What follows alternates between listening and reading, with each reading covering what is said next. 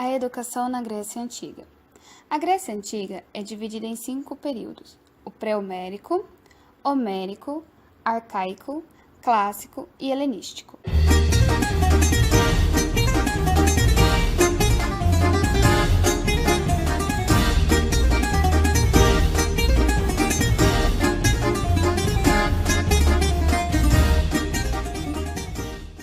Período pré-homérico. O período pré-homérico da história da Grécia Antiga foi estabelecido cronologicamente entre 2500 anos a.C. e 1100 pelos historiadores e marcou a formação da cultura do povo grego. A constituição desse povo contou com a existência de 2 grandes civilizações, a minoica, também conhecida como cretense, e a micênica, cujo povo também ficou conhecido como aqueu. O período pré-homérico representa o período no qual ocorreram as invasões dos povos indo-europeus na ilha de Creta e na região de Elade.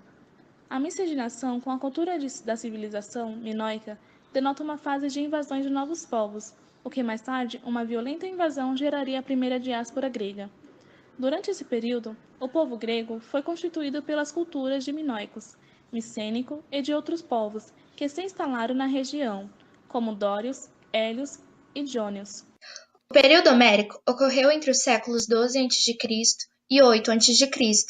Foi quando ocorreram os períodos narrados nos poemas Ilíada e Odisseia, atribuídos a Homero.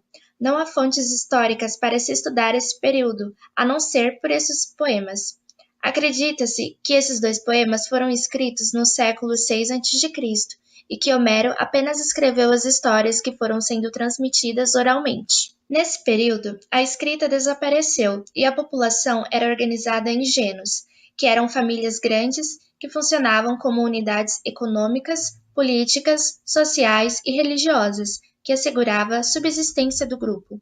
Não existia propriedade privada na época, e o cultivo das terras e a utilização de instrumentos agrícolas acontecia de forma coletiva. Antigamente, na Hélade, predominava uma concepção mítica do mundo. As ações humanas eram explicadas pela interferência divina. Os mitos eram transmitidos oralmente pelos aedos e rapsodos, cantores ambulantes que dão forma poética a esses relatos e os recitam de cor em praça pública. O ideal da educação dessa época está em consonância com os ideais e as aspirações da sociedade, que se tratava de tempos heróicos e guerreiros. Tinha a educação o mesmo caráter. Esse caráter vem expresso nas obras fundamentais do período, Ilíada e Odisseia. A educação heróica era destinada aos adolescentes aristocráticos e realizada no palácio do patriarca, constituindo-se de treinamento de combate por meio de competições e da declamação dos poemas homéricos, como base de uma pedagogia do exemplo. Até os 7 anos, a criança pertencente à aristocracia permanecia em casa, e a partir dessa idade, os meninos eram enviados aos palácios para aprender os valores da nobreza guerreira. Eram contratados preceptores, que forneciam uma educação integral, fundamentada no exemplo dos grandes heróis guerreiros. O modelo de educando perseguido pela educação heróica era dos heróis narrados nos poemas. Completavam essa educação o ensino de música e da ginástica. Esse modelo de educação iria perdurar durante séculos, sobrevivendo aos períodos subsequentes da história da Grécia Antiga. O período arcaico ocorreu entre 800 a 500 a.C. aproximadamente. A passagem do período homérico para o período arcaico se dá através da segunda diáspora grega, onde houve a necessidade da população de novas terras para o cultivo. Os povos, marginalizados, cansados de trabalhar e de serem explorados, foram buscar terras férteis para a agricultura e expandiram-se em direção à Península Itálica e ao Mar Mediterrâneo. O sistema que alimentava os gênos entrou em colapso, mas formou um grupo dominante que detinha, além do poder sobre as terras, o poder político da região. Eram os chamados eupátridas, ou bem-nascidos, aqueles que estiveram à frente da organização do sistema de polis posteriormente. Nesse período, surge um evento que ocorre até hoje, as Olimpíadas, que foi criado com o objetivo de manter a paz entre as cidades-estado, com a intenção de evitar conflitos. As 2 principais polis eram Atenas e Esparta. As 2 funcionavam de formas distintas. Esparta se localizava na península do Peloponeso, uma cidade que foi constituída inicialmente por povos dórios, povos esses que eram voltados totalmente para a guerra e para o militarismo. O método usado na educação era o método Agogê, onde, após o nascimento, a criança deveria ser aprovada pelos anciãos.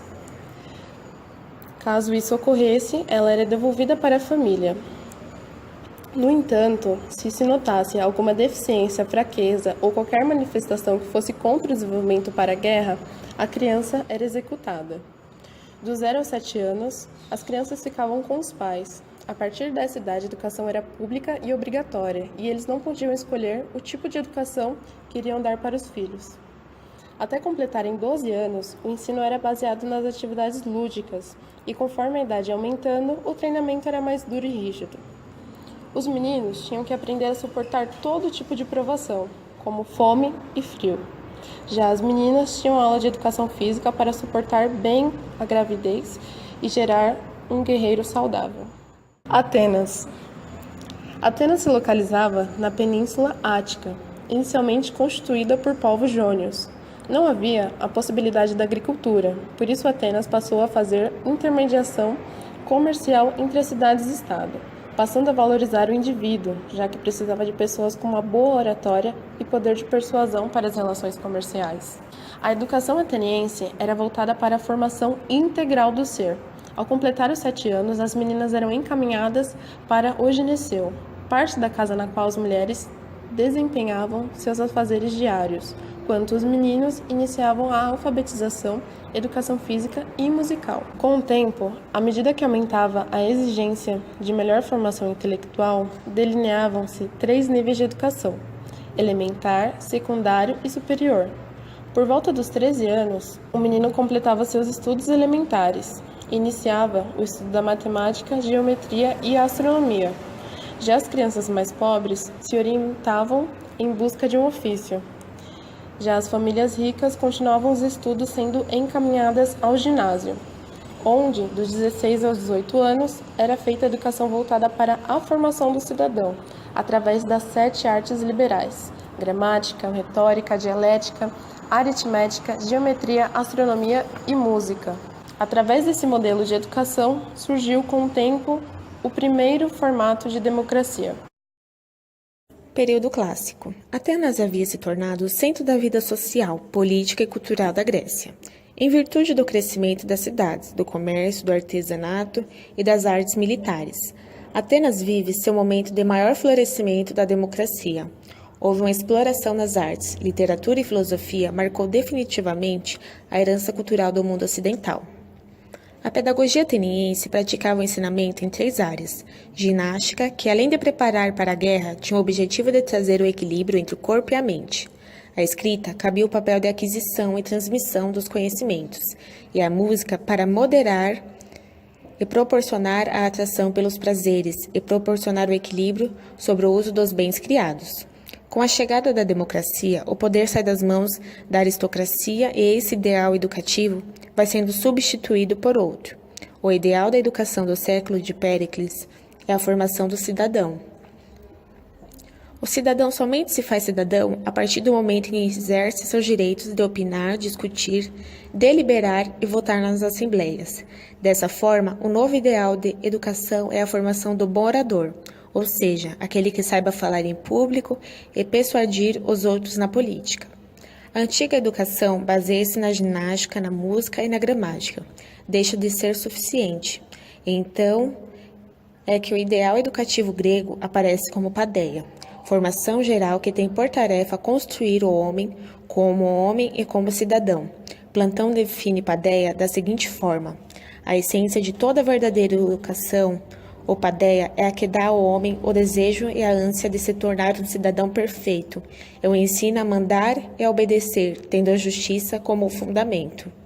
A educação espartana era voltada para a arte de guerra, e treinados para o laconismo, falar o mínimo possível. O aspecto físico era ressaltado e os mais frágeis descartados. A decisão cabia aos anciões. Aos 7 anos, era retirado de sua mãe e já preparado para a guerra. A educação era aprender a obedecer. treinados a nunca desistir, e a morte em batalha pela defesa de Esparta era entendida como a maior glória que se podia alcançar na vida. Nesse período, as pessoas viviam em média 30 anos, quando podia se aposentar, casar e poder participar do Conselho de Anciões. Esse período é marcado pela guerra travada entre as duas cidades-estados, a Guerra de Peloponeso, que durou entre 431 a 404 a.C., findando-se com a vitória de Esparta sobre Atenas. Período helenístico. Alexandre o Grande deu continuidade à política de expansão territorial de seu pai Felipe II. O Império Macedônico, no período de Alexandre, atingiu seu ponto máximo de conquistas territoriais. Abrangeu a Grécia, nordeste da África, Mesopotâmia, Anatólia, até o rio Hindu, na Índia. Portanto, gregos, persas, assírios e hindus foram conquistas pelos macedônicos. Alexandre o Grande foi criado dentro da cultura grega, pois havia sido educado por Aristóteles, um dos principais filósofos da Grécia Antiga. Ele também teve contato com a cultura oriental dos diversos povos que faziam parte do Império Macedônico. Esta fusão de aspectos culturais gregos e orientais é conhecida como helenismo. A educação no período helenístico ocorre no final do século IV a.C. Inicia-se a decadência das cidades-estados gregas, assim como a sua autonomia e a força da cultura helênica. Se funde a das civilizações que a dominam, se universaliza e converte-se em helenísticas. Nesse período, a antiga paideia torna-se enciclopédia, ou seja, educação geral, consistindo na ampla gama de conhecimentos exigidos na formação do homem culto, diminuindo ainda mais o aspecto físico e estético.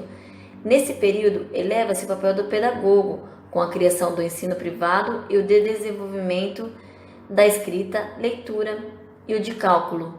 O conteúdo abrangente das disciplinas humanistas, gramática, retórica e dialética, e 4 científicas, aritmética, música, geométrica e astronomia, além do aperfeiçoamento do estudo da filosofia e posteriormente de teologia na era cristã.